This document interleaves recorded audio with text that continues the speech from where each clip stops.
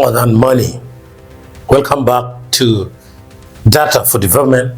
Today we're diving deep into the Multidimensional Poverty Index MP High Census Monograph 2024, a game changer for understanding poverty in Uganda.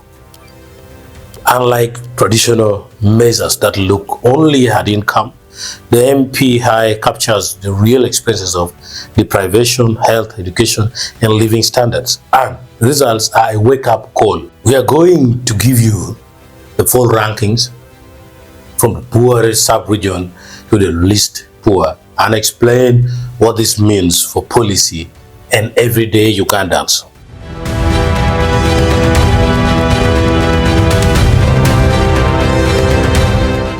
The full rankings, highest to lowest MP high. Here is the complete list, starting with the highest poverty levels. And number 1 is Karamoja with 0.569 poorest. Number 2 is West Nile, 0.390. Second poorest, number 3 is Sabay, 0.335. Number 4 is Acholi, 0.323. Number 5 is Rwenzori, 0.322. Number 6 is Toro, 0.339. Bukedi is number 7, 0.309. Banyoro is number 8, 0.301. Bagisu is number 9, 0.298. Madi number 0.291. Falls at number 10. Chigezi is number 11 with 0.286, and number 12 is Basoga with 0.259, and number 13 is Acoli with 0.258, and number 14 is Lao with 0.256, and number 15 is Iteso with 0.242, and number 16 is Baganda with 0.182. Kampala is number 17, which is the least poorest, with 0.088. Key takeaways: Karamoja's MPI is more than double the national average of 0.270. Northern and eastern regions dominate the top of the poverty list, while central Uganda, Baganda, and Kampala has the lowest deprivation. Acholi drops position, but it is important to note that while it ranks 4th highest in deprivation, it is grouped with other regions in the north and east that dominate the top of the poverty rankings. Meanwhile, central Uganda, that's Baganda, at 0.182 and Kampala at 0.08 are the least poor.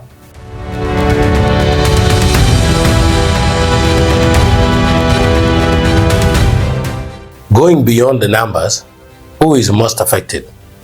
The monograph reveals stark disparities.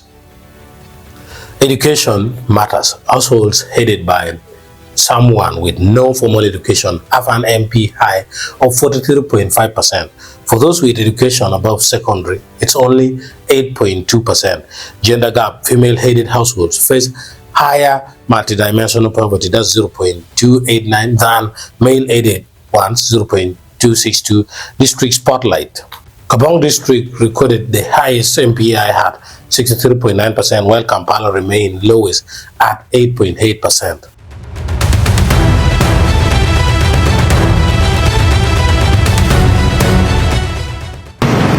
While I was away, but here in spirit last week, on 19th March 2026, we disseminated volume 4, which was the orphans and other vulnerable children OBC Census Monograph 2024.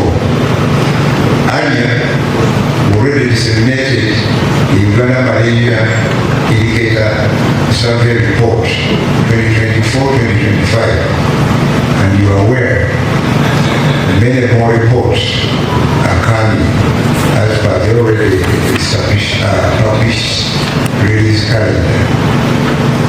I want to applaud once again UBOS for fulfilling her mandate by being consistent and steadfast in availing us quality statistics indicators for evidence-based planning and decision-making for Uganda. I think what it remains, we need to take these reports to the policy makers by federating the necessary cabinet papers and papers also to Parliament, like Honorable Ekanya seem to indicate. They are the ones doing oversight, and this is very useful oversight information.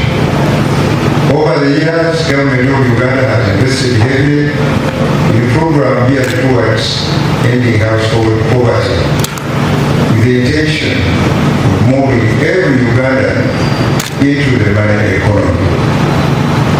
It is therefore not accident that income poverty levels have progressively reduced from 56%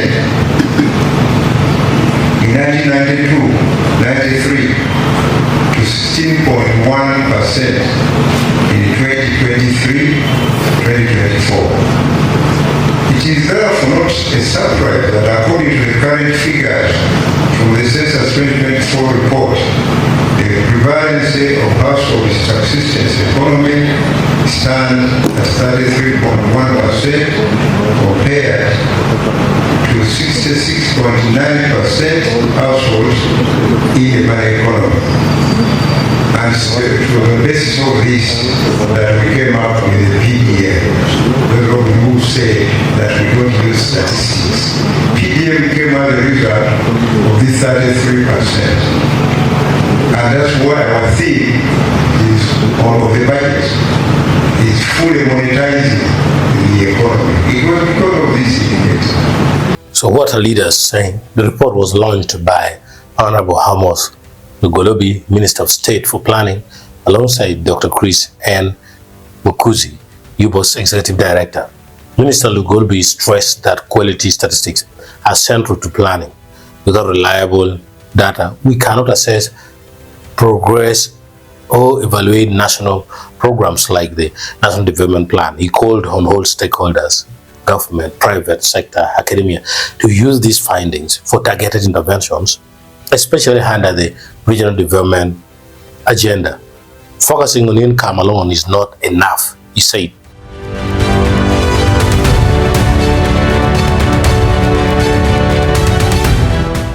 So the path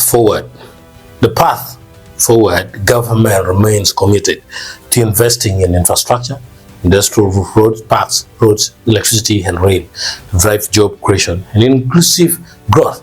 But the MPI data shows that infrastructure alone won't solve poverty. We need integrated approaches that address education gaps, gender disparities, and the unique challenges of sub-regions like Karamoja and West Nile.